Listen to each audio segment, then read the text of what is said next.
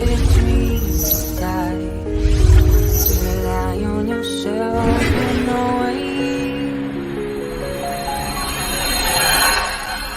Believe.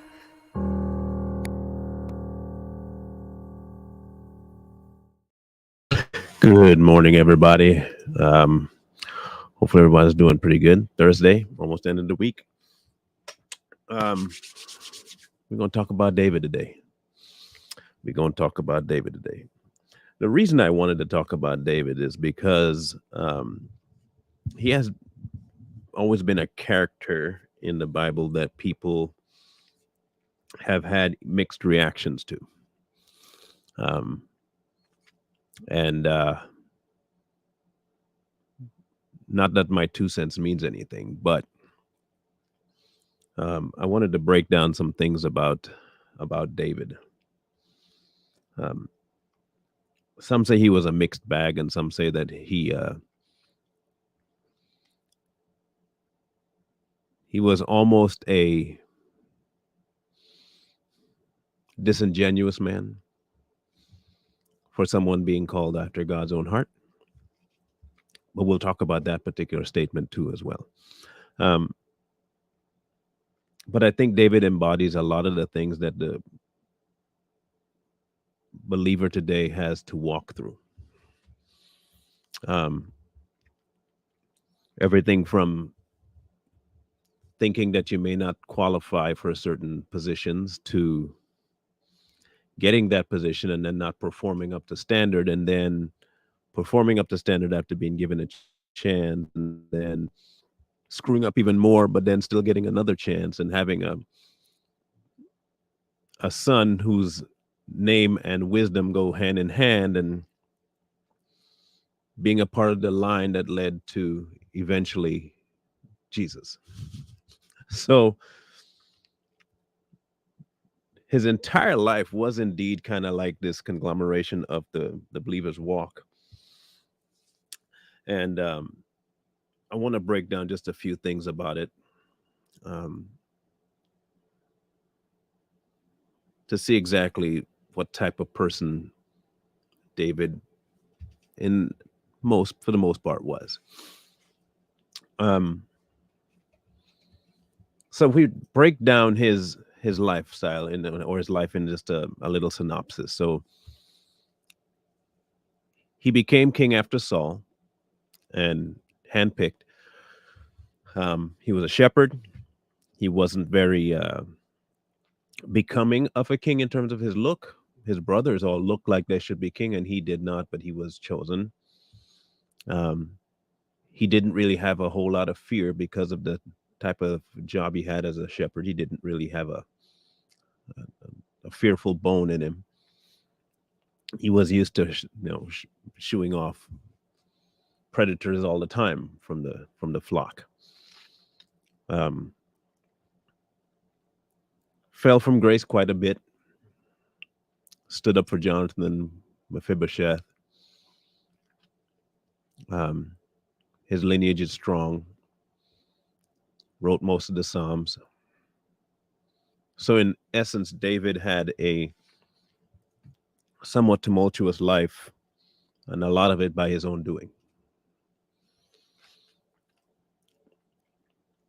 So we're going to start pretty much from his beginning when he was anointed king. Um,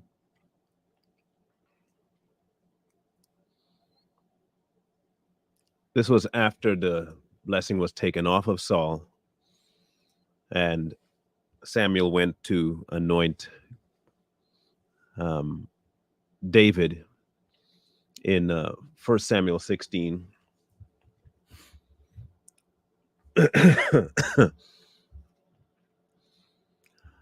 um, when Samuel went out to Jesse to talk to him about his sons in verse 8, he paraded a bunch of his kids in front of Samuel, and each one of them looked like they should be the party king, and they weren't. And By the time he got to the youngest, which was David, um, he was the one that was chosen. Verse 11 says, and Samuel said to Jesse, are all the young men here? Then he said, there remains yet the youngest, and there he is keeping the sheep. And Samuel said to Jesse, send and bring him, for we will not sit down till he comes here. So he sent and brought him in, and now he was ruddy with bright eyes and good looking. And the Lord said, arise, anoint him, for this is the one. Then Samuel took the horn of oil and anointed him in the midst of his brothers. And the Spirit of the Lord came upon David from that day forward. So Samuel arose and went to Ramah. So the people chose Saul, and God chose David. Now, what we hear a lot about David is that he was a man after God's own heart. And for a long time, for me, that was a troublesome thing, because I'm like, if he was a man, from what I was thinking of, a man after God's own heart, for a long time as a young person, I thought that meant he was akin to the Lord. You know, he was so pure that he was almost like. That's what I always thought, that after he was fashioned after God's heart, like in the same mold, in the same vein. That's what I thought after God's own heart was. And I thought that for a long time. I thought that was the way it was. And then I thought more about it. And it didn't make sense until I read what Saul was. When I figured out what Saul was and what his intent was and what he aimed for, finally the after God's own heart thing made more sense to me. It was not in his character, but in his pursuit. Not in who he was, but who he was going after. Saul did a lot of things for himself. He was after his own heart. He pursued the things of his heart. So you can technically say that Saul was after his own heart. David, on the other hand, in spite of his failures, was always pursuing the heart of God. He was after the heart of God. God knew that about David. And so the rest of David's story then started to make way more sense to me.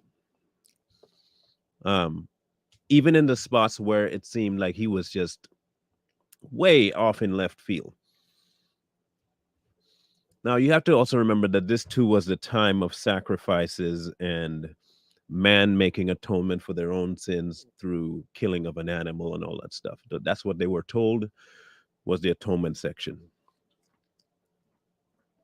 So when we fast forward a little bit to the event with Bathsheba and Uriah, and he sees Bathsheba and wants and desires Bathsheba, and then Samuel comes to him again and said, bro, what are you doing? Like, come on, man. And what would you do if this happened with someone's sheep and lamb? But he gives the punishment and then says, it's you. And the first thing David does, and we talked about this some time ago, was David repentant. Initially, David's first reaction, his very first reaction, was to go and become kind of self-absorbed in the punishment more so than the repentance of what he did initially. The hope he had was that this would not happen. And once the child passed, he accepted the fate of the punishment and repented, moved on. But it was not until after the consequence fully took place for his poor behavior, I would say. I remember this was a twofold action on David's part. Not only did he take another man's wife, he proceeded to find a way to kill the woman's husband.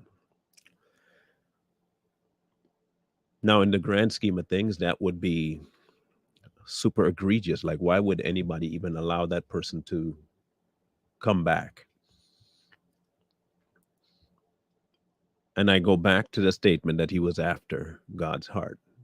Not that he behaved like God, but his pursuit was to go to God, go back to God. That was always his pursuit, in spite of his falling, in spite of his failures, in spite of all the things he did wrong. He never strayed like Saul did, where Saul, not hearing from God, went to mediums, where Saul disobeyed direct orders to do something to a king that he had conquered, where Saul decided to ignore direct instruction from a prophet. David didn't do that.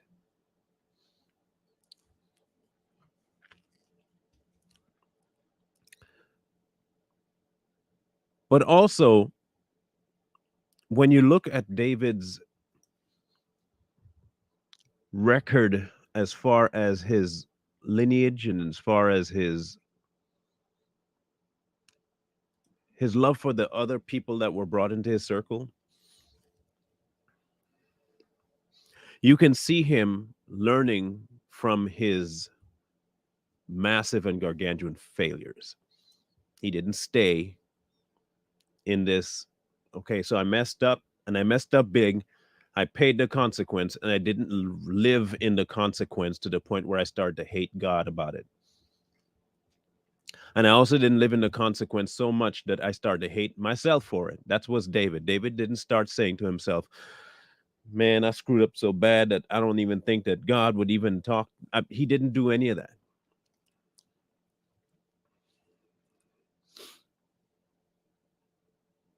He took the punishment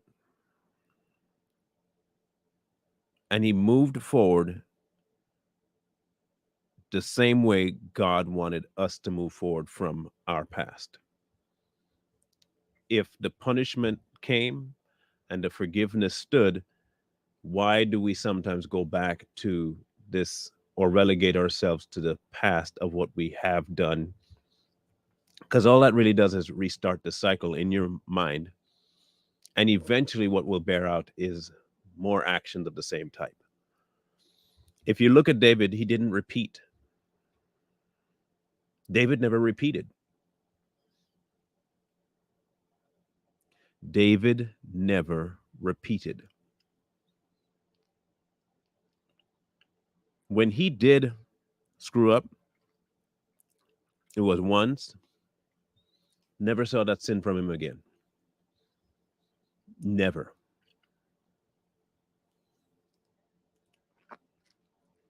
So explain this to me.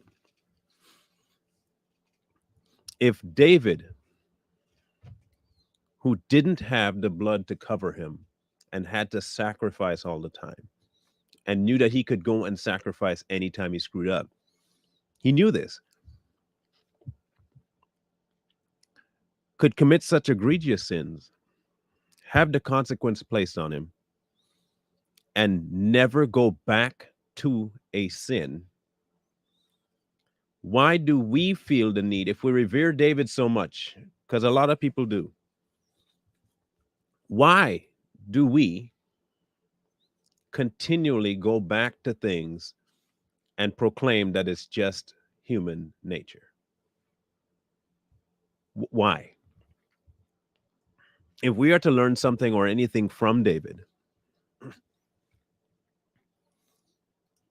why is it that we don't learn that? And how is it that David, in the time where you were not only allowed that luxury and atonement was possible, why would he not? And we do. Why? Because I think that unlike today, He had a contrite heart over the things he did. There's a massive difference between I got caught and contrition. There's a massive difference between I got caught and contrition. Contrite, feeling regret and sorrow for one's sins or offenses, arising from or expressing contrition. I think a lot of believers today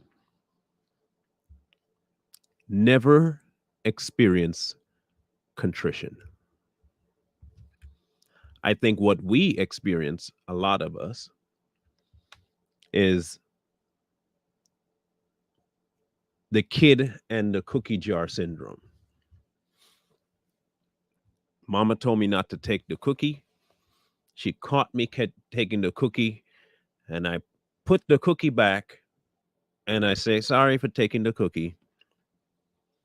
And he has cookie crumbs on his hands and he's licking off the cookie crumbs.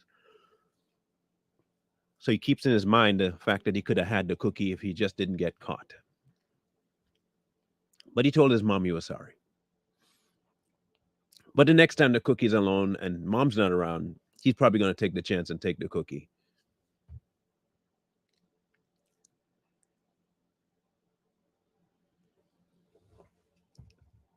I don't think very many of us go to the contrition of the heart thing that's smashed to pieces, broken over what we did, sackcloth and ashes kind of. We don't get to that point. We don't get to the repentant dust and ashes phase of Job. We don't get to the breaking down and crying for days and weeks on end over our sin. We don't do that. Very few believers get to that point. And we want to say that David was such a great man and ignore the things that David actually did. We want to talk about the giant slaying. We want to talk about the escape from Saul. We want to talk about the David and Bathsheba thing. We want to talk about the Uriah thing. We want to talk about how he helped Mephibosheth. We want to talk about Jonathan. We want to talk about all that stuff, his lineage, and he's tribe of Judah and all that jazz. We want to talk about lineage. We want to talk about heritage. We want to talk about, are you a Jew? We want to talk all of that nonsense we want to talk about. And I consider it nonsense in comparison to the heart issue. I consider all of that nonsensical compared to the heart issue. It has its place in history and what led up to Jesus, no doubt. But when you harp on that instead of the actual thing that David actually lived, which was not his future line, he lived in contrition towards God permanently. His entire life was that. His entire life was lived in contrition.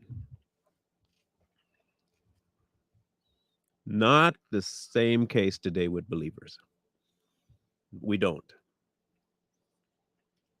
In fact, we do almost the exact opposite. We live with the idea that I'll fall again. That's what we live with. I'll fall again. And at least Jesus is there to help me out of it.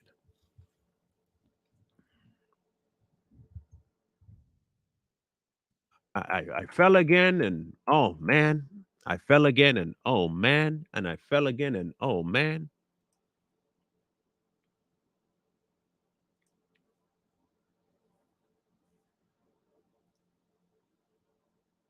David was considered a man after God's own heart, one of the greatest to ever live in his pursuit of God. We look at him for his accolades and not for the true nature of what he did, which was never fall twice. He did not. David didn't commit the same sin twice.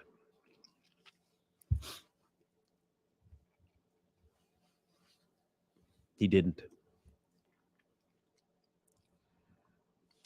Now, you want a true definition of what David is. He gave you, actually, he left us with a not just a snapshot, but a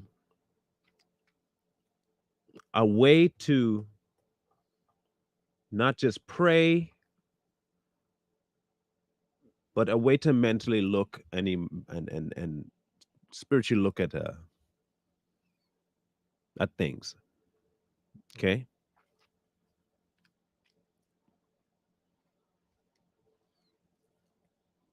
In Psalms 139,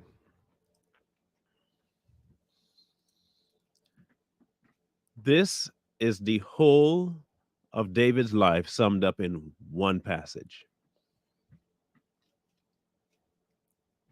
It is the whole of David's life in one passage. Psalms 139. Make sure you guys can see that pretty good. Is that clear enough? You guys can see it? Hopefully, yes. O Lord, you have searched me and know me.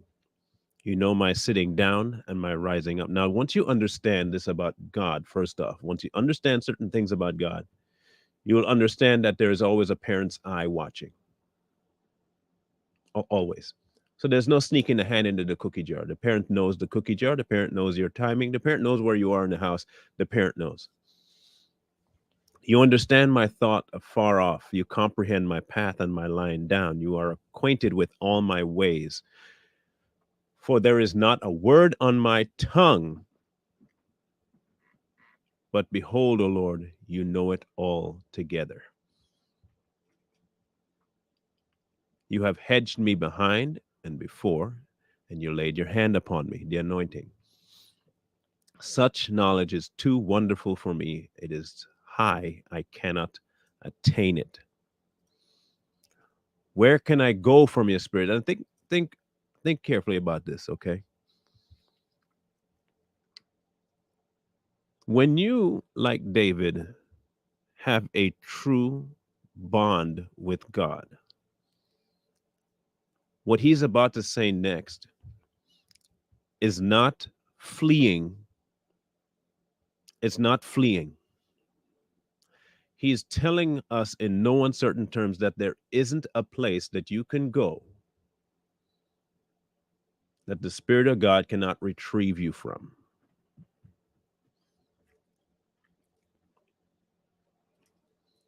Where can I flee from your presence? If I ascend to the heaven, you are there. If I make my bed in hell, behold, there you are. If I take the wings of the morning and dwell in the uttermost parts of the sea, even there your hand will lead me, and your right hand shall hold me. If I say, surely the darkness shall fall on me, even the night shall be light about me. Indeed, the darkness shall not hide from you, but the night shines as day, and the darkness and the light are both alike to you. Why would he say that? You know that we talked about Jesus and being light, right? And in God, there is no light, no darkness in the light. So why would David say the darkness and the light are both alike to you? Why would he say something like that? In the darkness and the light, is he saying that both evil and good are something that you can abide in? Is that what he's saying? No, because just before that line, he says it. The night shines as day, because wherever the Spirit of God is, there's liberty. And there is light where he is, because he is light, which is why darkness and light are both alike, because neither one affects him.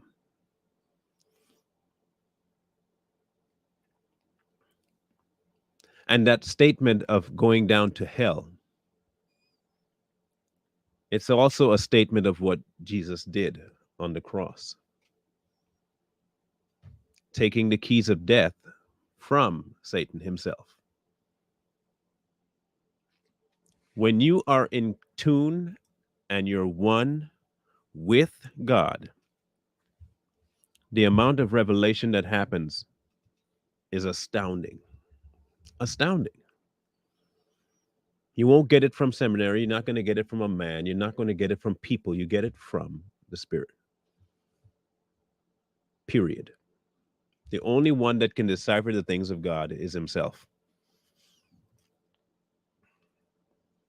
For you formed my inward parts, you have covered me in my mother's womb. I will praise you, for I am fearfully and wonderfully made. Marvelous are your works, and that my soul knows very well. My frame was not hidden from you when I was made in secret and skillfully wrought in the lowest parts of the earth. Your eyes saw my substance being yet unformed, and in your book they were written. The days fashioned for me, when as yet they were none of them. How precious are your thoughts to me, O God, how great the sum of them. If I were to count them, they would be more than the sand. When I awake, I am still with you. Oh, that you would slay the wicked. Here comes David now with a almost flip side to the whole statement of praising God himself. And then it seemingly he falls into this fleshly prayer. I've heard this statement before. This is why I'm saying it. Oh, that you would slay the wicked, O God. Depart from me, therefore, you bloodthirsty men, for they speak against you wickedly. Your enemies take your name in vain. Do I not hate them, O Lord, who hate you? Do I not loathe them who rise up against you? I hate them with perfect hatred, and I count them my enemies. Search me, O God, and know my heart. Try me and know my anxieties, to see if there's any wicked way in me, and lead me in the way everlasting.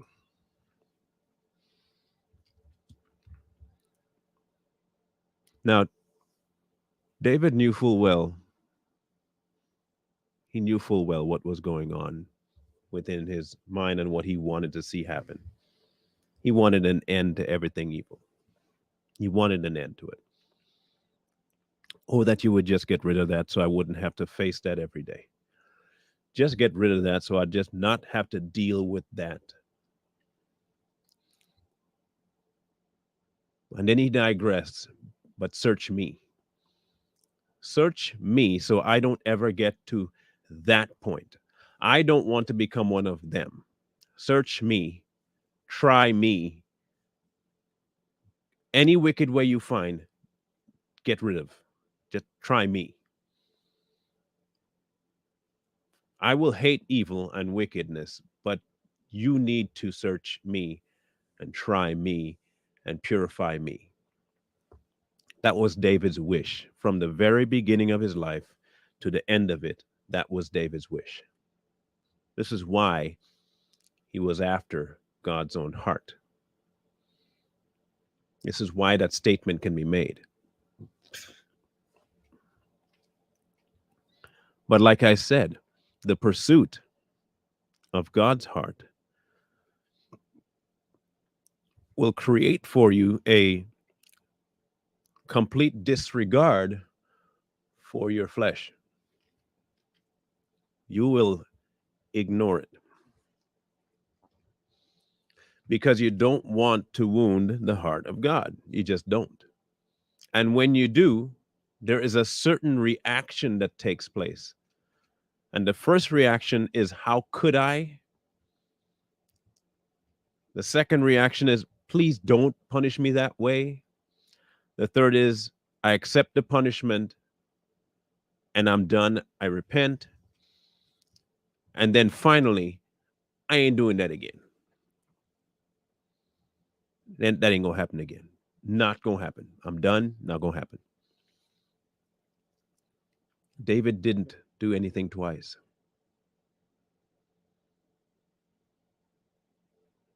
He didn't do it twice.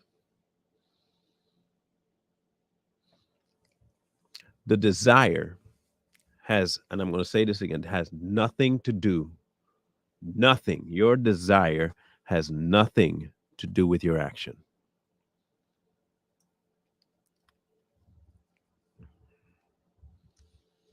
You giving in to your desire has everything to do with your action. The desire to do wrong will always be there. Always. Because you live where you live, it'll always be there. You cannot avoid the desire to do wrong. You can't. You can't avoid the desire to do wrong. You can avoid the giving in to that desire all day long. You can.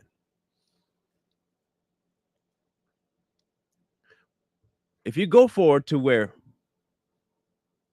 Paul was talking to us about the things I do and I don't do, want to do, how to do.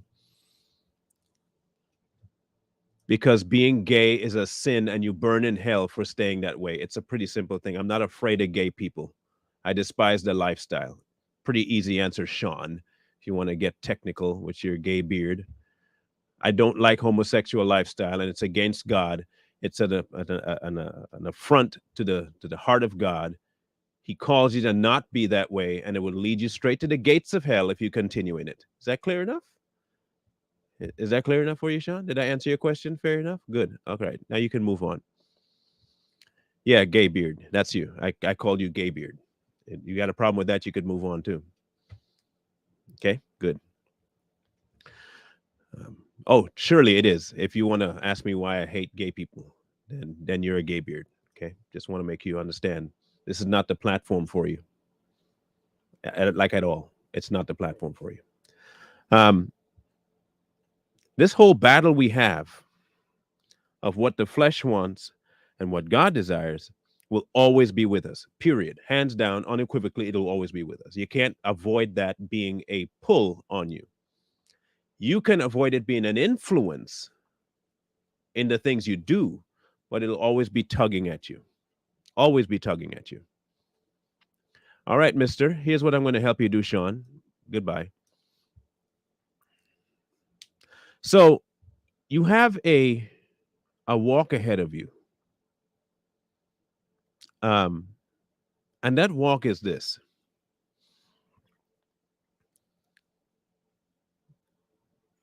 Jesus came to save you from the power that the flesh has over you by giving you a new life to live.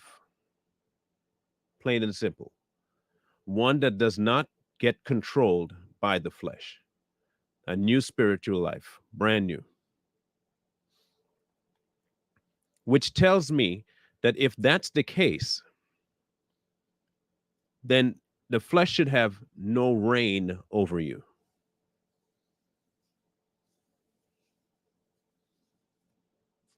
Okay?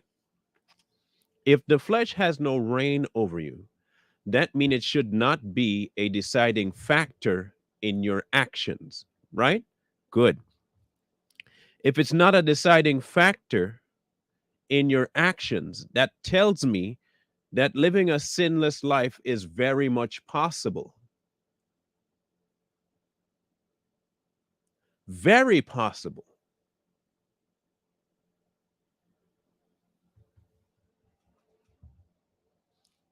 Because you're not living that life. You are living a new life. He gave you a brand new life to live, one that's not controlled by the flesh. The flesh wants everything lascivious. The flesh wants everything antithetical to God. The flesh wants everything to promote itself. That's what the flesh wants.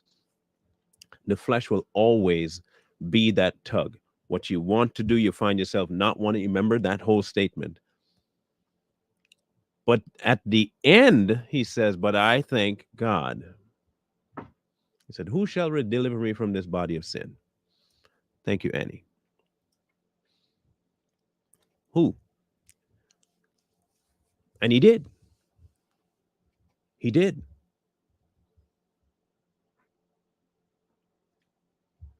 But we don't want to accept it. We want to live permanently in this concept that, oh, I can't help it. I'll fight and I'll be doing good some days and then I fall, but then it's a good thing I got grace. It's a good thing I got grace.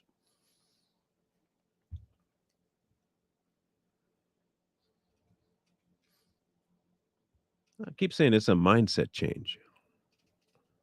It is a mind, which is why I keep harping on this. He said to set the mind. The things set on the spirit. If the mind is set on the spirit, it will fulfill the things of the spirit.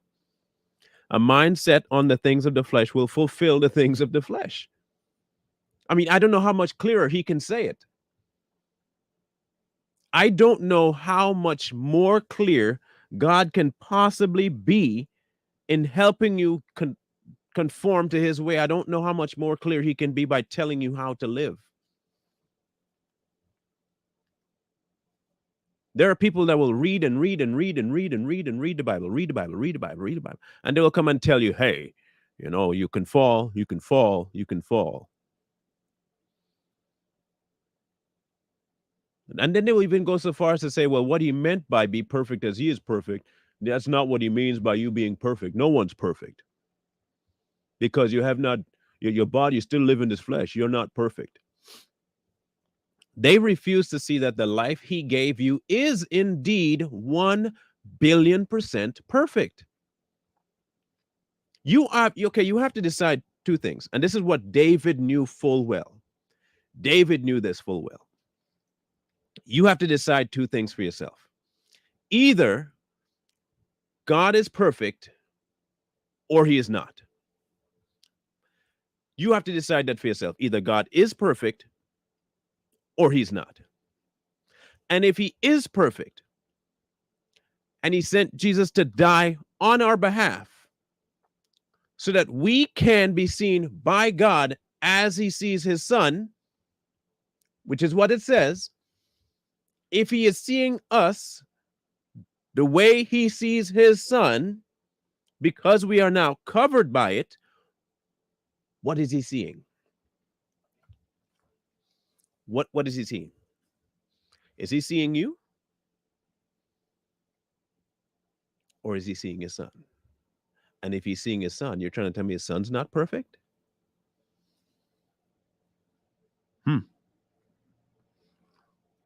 So the death that Jesus died was as an imperfect sacrifice. Huh. So you're telling me then that you are the one standing before God. You see, it's you. You're the one. You don't need the blood of Jesus because, you know, you're looking at yourself as imperfect. So you're the one standing before God. When God sees you, he sees an imperfect being. But you then tell me that you're being seen through the blood of his son. So one of two things either is true. You never accepted the blood or the blood is imperfect. Make up your mind.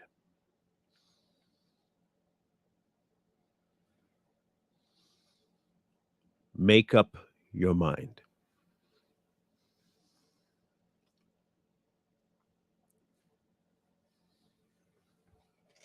Make up your mind.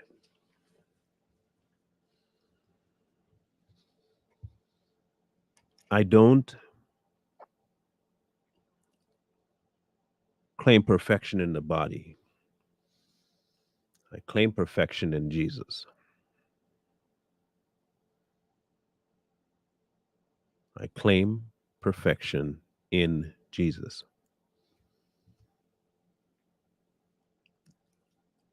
This is not perfect. The world, not perfect. Jesus was. The sacrifice he made it possible for me to be seen the way he is seen. When you get in your mind and you set your mind on that premise, you will not be looking to your flesh to fulfill anything perfectly. It will not do it. It will not do it. Your flesh will not do anything perfectly, which is why you don't look to it to do anything on your behalf. You don't do that. You focus your mind on the things of the Spirit, and the Spirit takes care of all the rest. You, in your own state, will never be able to take captive the flesh. If it were possible, you wouldn't need Jesus. Period.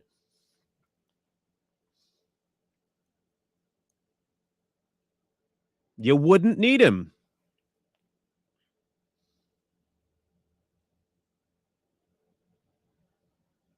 Why do we continually do that?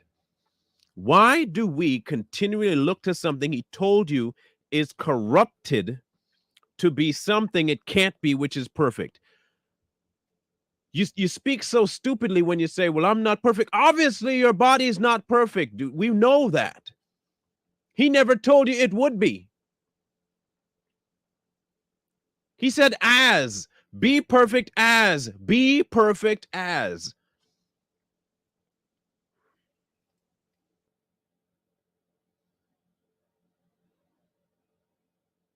Be perfect as.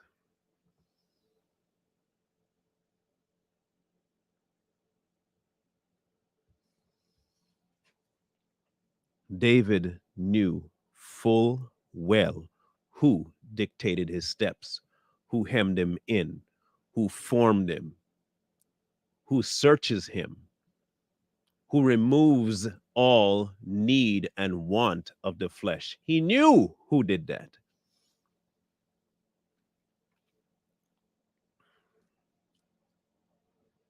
He knew.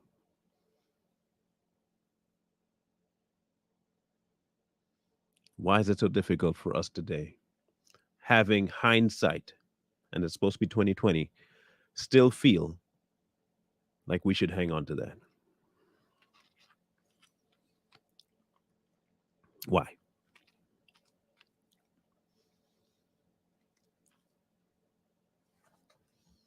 Thank you, Annie. Why? Why? Why would you continually give into something that he told you, he told you, he told you, told you, told you, he told you? It will not have rulership over you.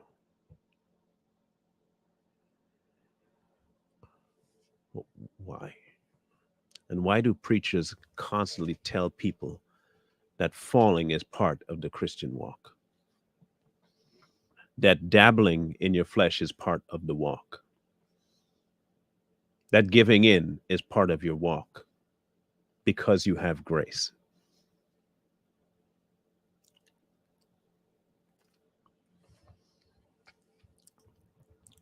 While he did give us free will, we also have the free will to give up the free will. We have the right and the freedom to give up that free will.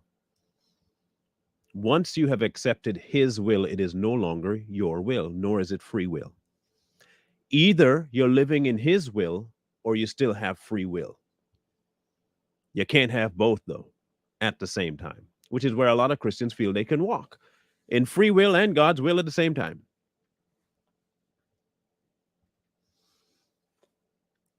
Even Jesus, not my will, but thine be done.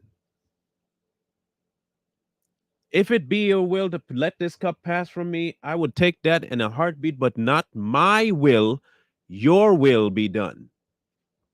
He even taught us how to pray that.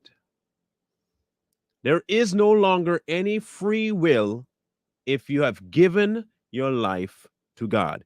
There is no such thing as free will anymore.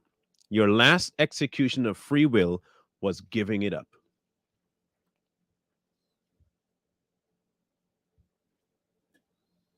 There's no such thing anymore. You don't live by yours. You don't live by your own desires. You don't live by your will anymore because you have no more. You have no will anymore. You have given that up. Dead men don't have wills. Never got an inbox, Karen. I asked her to inbox me. Either When you join with Christ through his death and you live through his resurrection, you are dead indeed and no longer have your will, or you didn't die and you've kept it.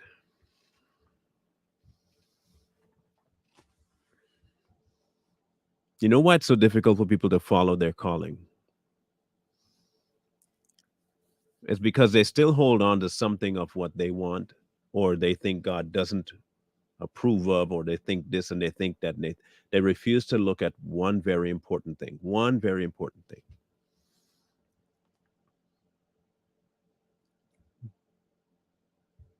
Life with Christ means death to self. The same lesson Moses had to learn. I can't talk. You're going. I'll give you the words. You don't worry about that part. I have that covered. But I have it all covered. But I need, okay, fine. Take Aaron. I have that covered too. What's your next excuse? Oh, Moses, what's your next excuse? I'm trying to free my people here and I'm sending you to do it. What's your next excuse? I'm waiting.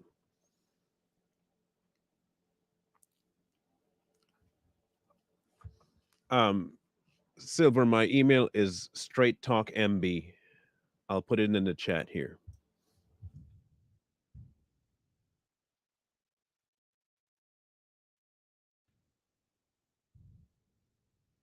What's your excuse? Either he's going to equip you or he's not. You have to decide for yourself. Either you believe he's going to equip you or you believe he's not. Thank you, Pearl. And if you believe that God ain't going to equip you for something he sent you to do, then you do not trust God. I don't know how else to state it to you. I don't know how else to say it to you. Everybody he's ever called in the book you say you believe, every last, and I mean every last one of them that he called to do something, he equipped.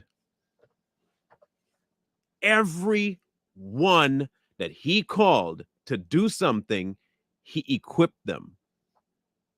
Some of the most impossible things he's called people to, he equipped them to be able to do it. How many battles did you see happen in the Old Testament where people were outnumbered? He outnumbered and they won. Just look at David. Look at David. David and Goliath. Who would think a rock from a sling would take down a 10-foot giant? Shield, sword. Who? Every other soldier was afraid of Goliath. And I mean, freaked out. I ain't going near that thing. You're not going to be able to pay me enough. No. David walks up, and who did he say was with him? Who did David say was with him? He put a statement out about why he could not fail. He told them in no uncertain terms why he could not fail. He couldn't fail because the God of Israel was with him. He couldn't fail. He couldn't. There was no way he would fail in fighting Goliath because he went with God. God already won the battle long before this happened. It was David's trusting in that battle result. A stone, one hit, dead.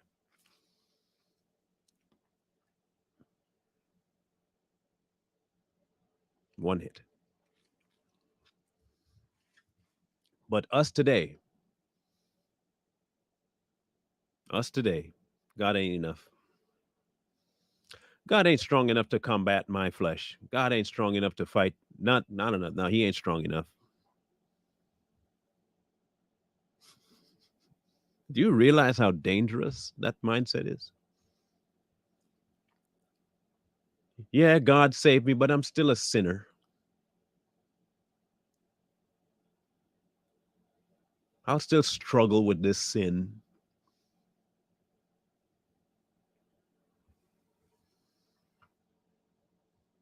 I'll still struggle with this sin. You struggle with it? Really?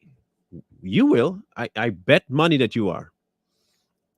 I bet money that you're still struggling with that sin. I, you know who's not struggling with it? God ain't struggling with it. The life he was offering you isn't struggling with it.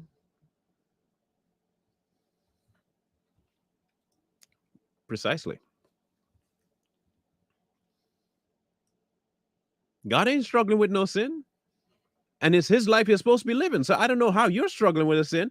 So it could mean one thing. If you're struggling with it, then you probably didn't give it to him. You probably did not give your life up. You've still kept your old self. I'm not saying anything of my own. I'm not trying to create some new philosophy. I am simply reiterating what God said and what God said alone.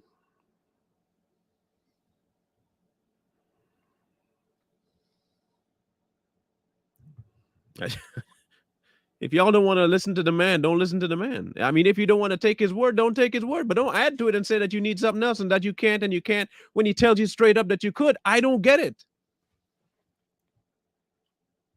I don't get it.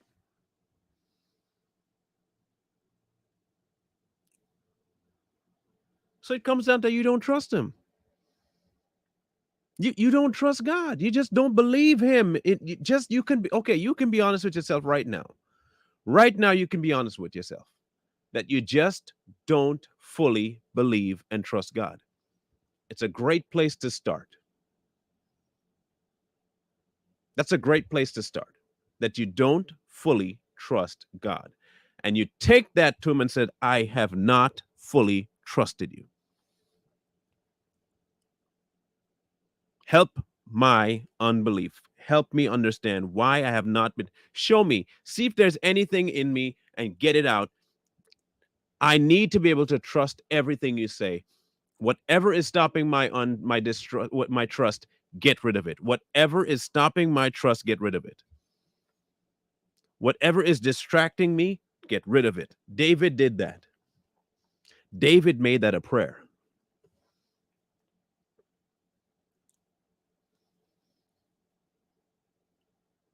You can't do this. You can't do this walk in your own. You cannot.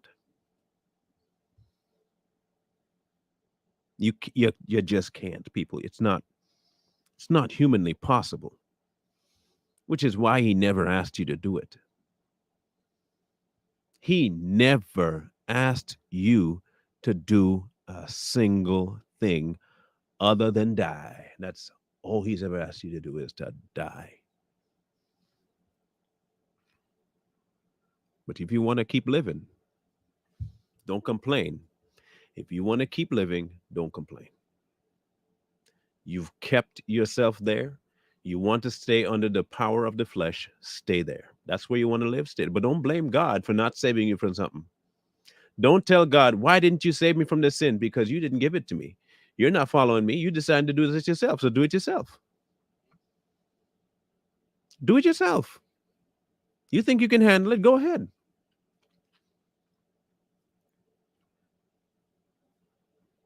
Okay, let's just be honest, okay? And I think we're at a point where we're adults. We can be honest, okay?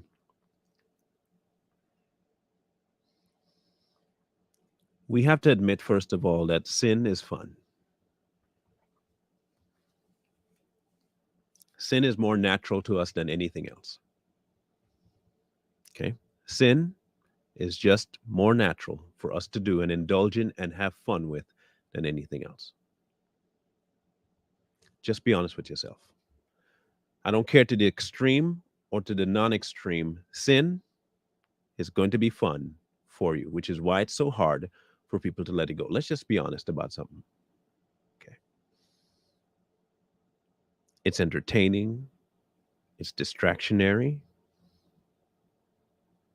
it makes you feel worthwhile. Let's just be honest about sin.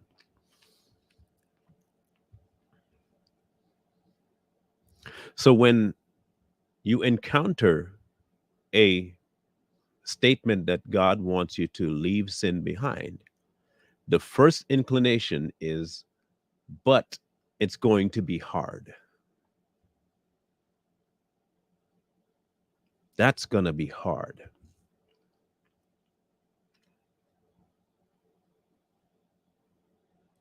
Then he tells you to die to it so it won't be so hard. He gives you an exact way to not make sin so hard to leave. Just die. Die to it. Die. Not leave it behind. Not walk away from it. Die. Die to it. Not just stop doing it, but die to it. Die to it.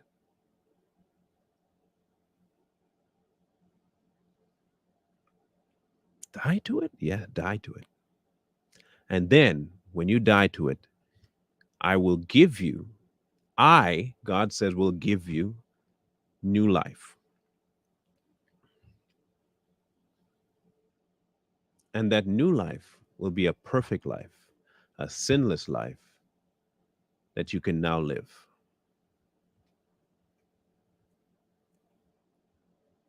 A holy set apart life that you can now live. You mean you won't have any need for anything else. And anytime you feel the old man trying to tell you that you still live there, you can say to yourself through me that you don't. There you go. You don't. Because you don't. You died. You died to that. You have now taken on the character of God, his personage, his spirit, his pull, his influence, his strength, no weaknesses. That's what he's given you.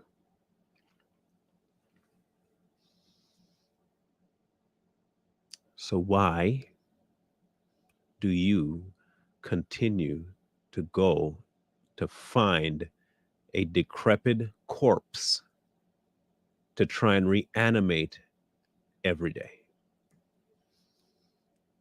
Why are you hanging out with a corpse and calling it life?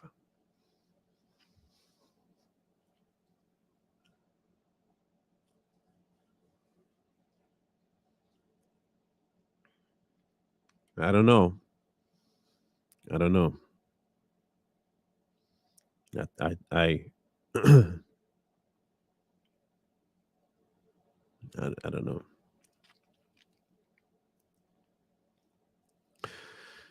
In any case, David figured it out. In the midst of sacrifices being offered every day by people around him, he figured it out.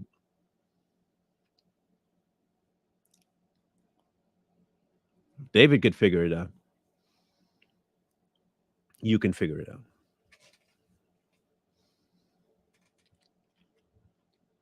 You can figure it out.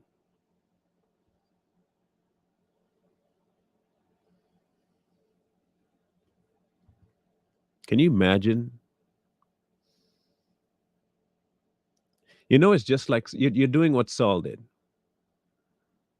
That's what it is. You're doing what Saul did. You're pretty much practicing divination. You are going to the dead for answers. You keep going back to the dead for answers. Wow.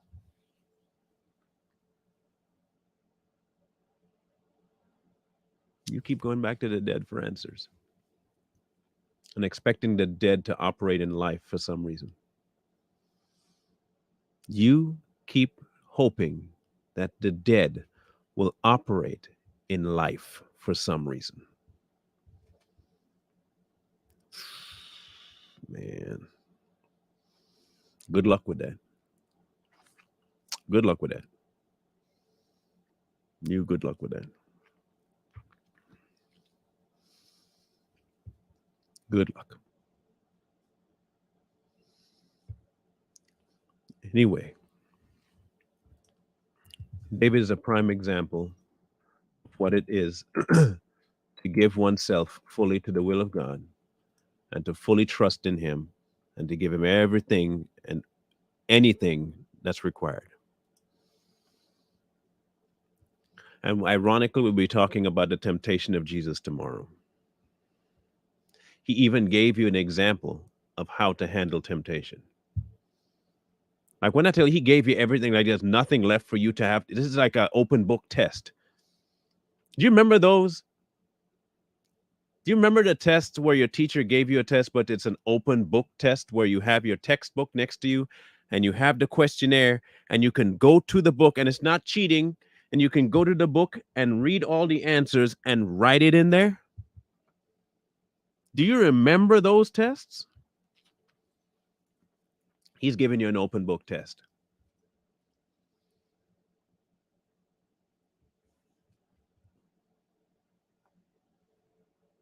He gave you an open book test.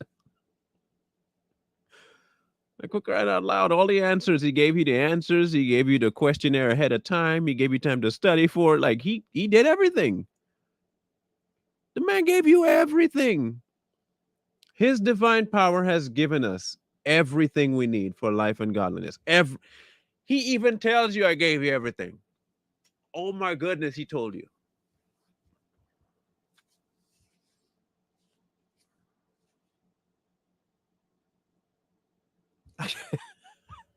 Like, come on, people. How much more do you need? How much more?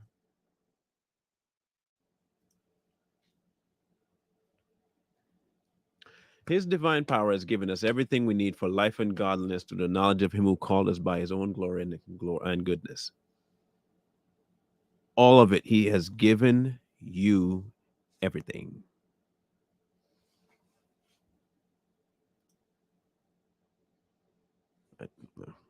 Either believe it or you don't. Okay. Either believe it or don't.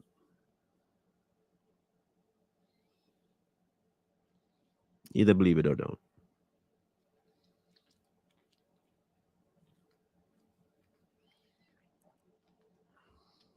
I,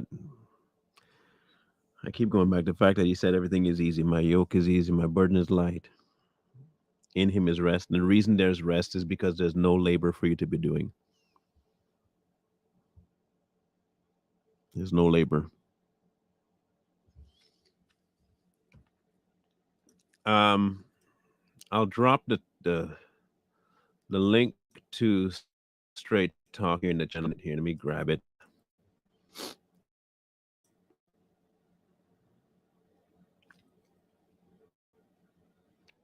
The very crazy thing, people.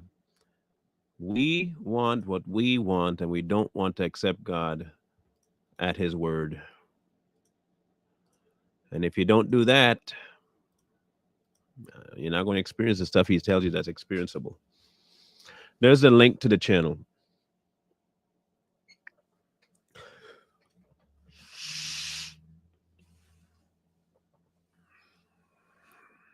We'll talk tomorrow about the temptation of Jesus. And we're going to focus specifically on that specific time where He was. People want to know about my thoughts on the star, David. I have no recollection of that being anywhere in the word, so I don't have any statements on it.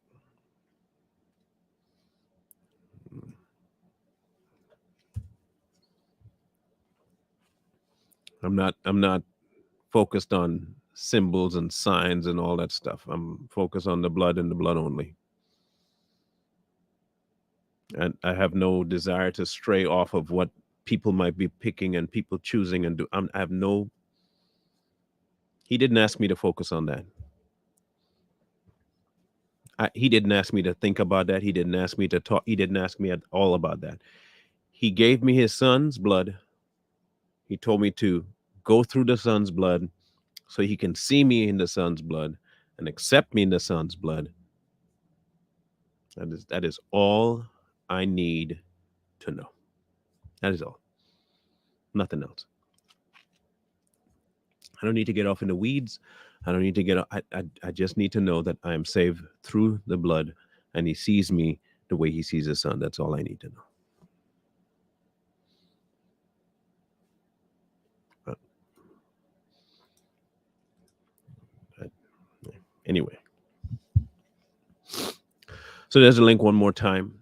Um, and anyone else who has, um, my goal is today or tomorrow, more than likely tomorrow, to set up that PO box. Um,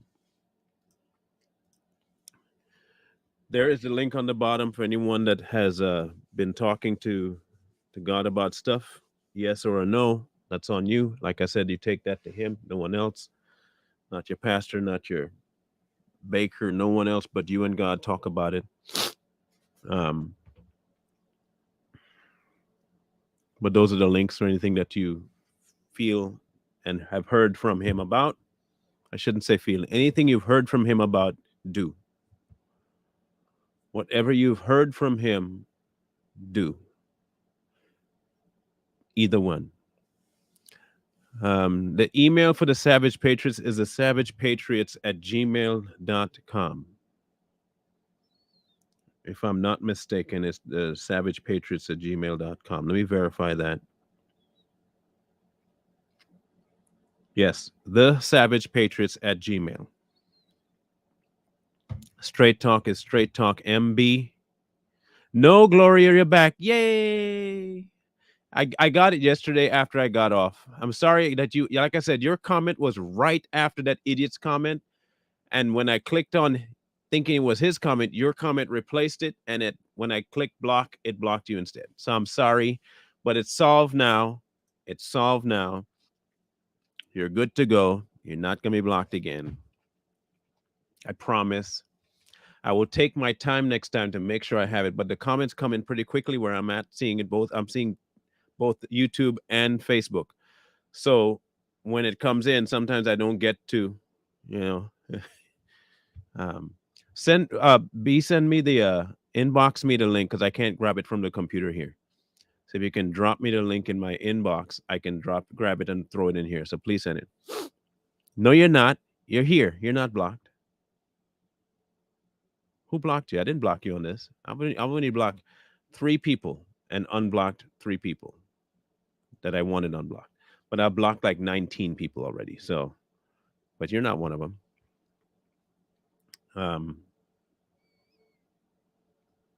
So yeah, B, send me the link in my messenger inbox quickly, and I'll drop it in the chat.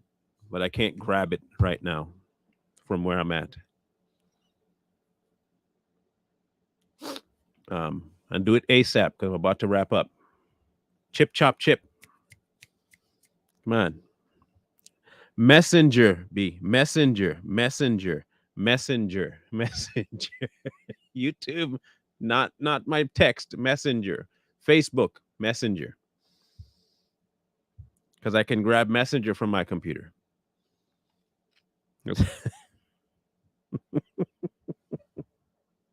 Come on, messenger. Please, quickly, messenger. You got 30 seconds. I'm waiting. 30 seconds. Come on. 20 seconds.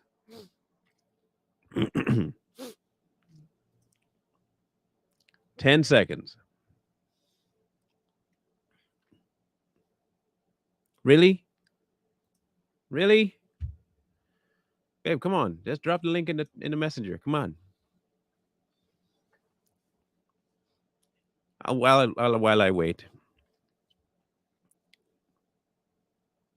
For those of you who have questions still about being, I am talking to the wife. The wife is in the comment section, and drop the link to the Wix in my Facebook Messenger, babe, so I can grab it now and bring it in. I'm still looking for the link, but I can't grab it from my messages on text. Just drop it in my messenger. and I can grab it from Facebook Messenger and put the link in the chat. The same way you send it via text, Messenger. Or if it doesn't work that way, email it right now to any email you have for me, and I'll grab it that way. But I can't grab it by text. I can't grab it by text. Well, Facebook don't like you and they don't like me. Go figure. Send the email quick then. You know what? I'll do one better. I have a better way of doing it. Copy. Let me try this. Watch this. Let me see if this works.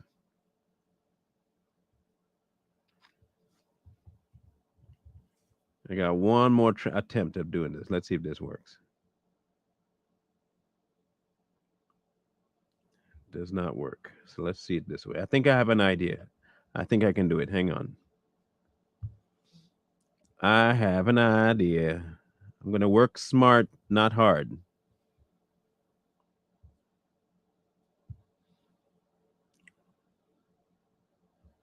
Let's see if this works here. All right. You should see it there in Messenger now, on YouTube. You guys see it on YouTube?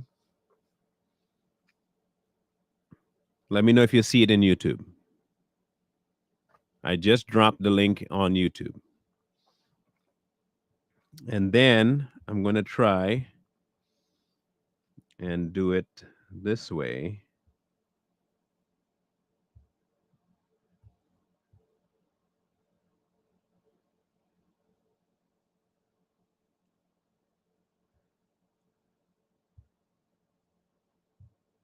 Okay. Disagree with your decision because you guys are idiots. So go to Facebook, to YouTube, and it's there. On YouTube, I dropped the link. And I'll put it on my community link on my YouTube. I'll put it on my community link on YouTube so you can find it there. Apparently, Facebook does not like Wix, but that doesn't make sense because you can put pornographic links on Wix and they'll go through just fine on Facebook. So, if you want to find it, guys, it's in the YouTube section, and I'll put it on my YouTube community links so you can find it. Okay, so check back then in case you guys want the my Straight Talk channel and you want to do it. I dropped the link for YouTube. Go subscribe. That way you can find a community link and you're good to go. Okay, all right. So tomorrow, Temptation of Jesus, and then the weekend, and we'll be good to go.